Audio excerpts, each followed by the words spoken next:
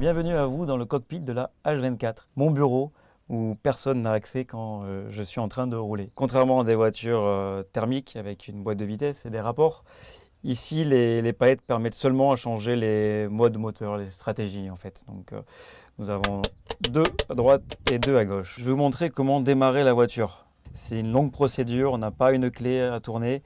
Il y a plusieurs boutons qu'il faut appuyer au fur et à mesure. Donc on va commencer par cet élément, poste de contrôle. En fait, c'est pour démarrer toutes les procédures pour démarrer la voiture. Un coupe-circuit comme on a sur beaucoup de voitures qui permet de mettre en tension. On doit de suite appuyer sur ce petit bouton-là qui est la batterie 12 volts qui met tous les éléments actifs. Donc une fois qu'on a allumé le 12 volts, l'unité de contrôle, le CU. Ensuite, on appuie sur BAT pour batterie. Donc ça, c'est la batterie qui, avec la pile à combustible qui permet de faire avancer la voiture. On allume la pile à combustible.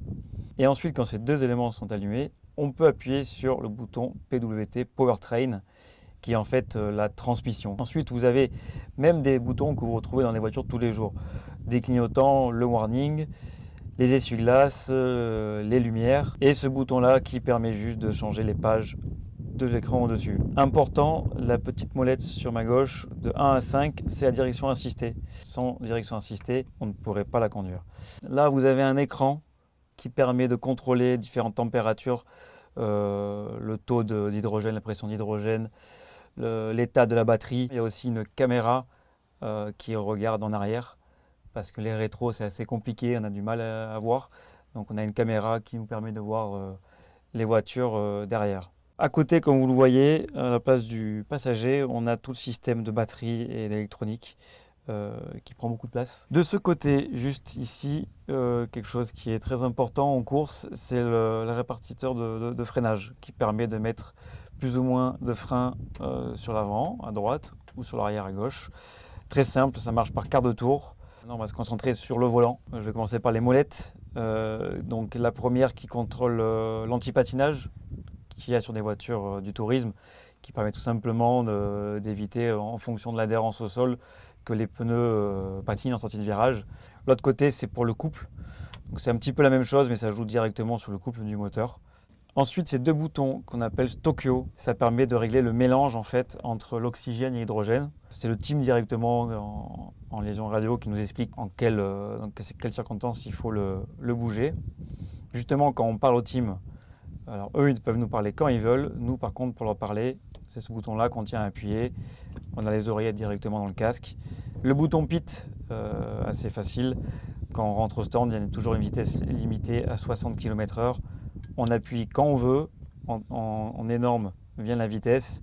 Quand on est au-dessus de 60, c'est en rouge. Ça permet de savoir rapidement d'un coup d'œil qu'on est trop au-dessus. Donc on freine. Et dès que c'est vert, c'est-à-dire qu'on est en dessous de 60, on est à la bonne vitesse. Après, on peut rester accéléré à fond.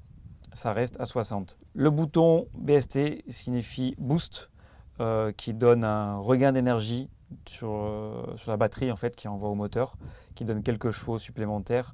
Le bouton Régénération qui permet de l'activer ou de le désactiver. Il faut savoir que par rapport à une voiture thermique, cette voiture se recharge dans les phases de freinage ou les phases de lâcher de pied. Bouton qui permet d'acquitter en fait quand il y a une erreur, quand il y a une alarme qui vient au tableau de bord qui n'est pas grave, nous on peut directement l'enlever. Quand on sent quelque chose en piste, voilà, on a besoin d'informer l'équipe, mais pour qu'ils puissent retrouver dans les données qu'ils vont voir sur les ordinateurs, on appuie sur ce bouton, ça marque en fait problème à un endroit précis. Important, le drive et le reverse, comme sur une voiture automatique de tous les jours. C'est pas plus compliqué que ça. Quand on a fini toute la procédure que je vous expliquais tout à l'heure, j'ai besoin juste d'appuyer sur ce bouton. Une fois, c'est la marche avant. Une autre fois, c'est la marche arrière. Très simple. Le bouton FCY, Full Course Yellow, qu'on utilise en course, lors des week-ends de course, qui permet de limiter la vitesse à 80 km/h.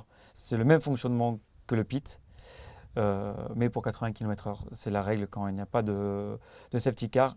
Il y a cette règle qui permet de rouler tous à basse vitesse pour éviter les accidents. Ensuite, on a les trois Rotary, le Power, qu'on utilise en fait pour les différents modes de stratégie moteur entre la pile à combustible et la batterie. Savoir dans quel pourcentage on utilise les deux. Le SOC, ça veut dire State of Charge. C'est la batterie en fait que je vous expliquais tout à l'heure, qui est rechargée par la pile à combustible. Tout simplement, chaque numéro correspond au pourcentage d'utilisation de cette batterie. Écoutez, je pense que je vous ai fait le tour de la H24. Ça paraît compliqué, mais je vous promets un petit peu d'entraînement et vous pouvez le faire aussi.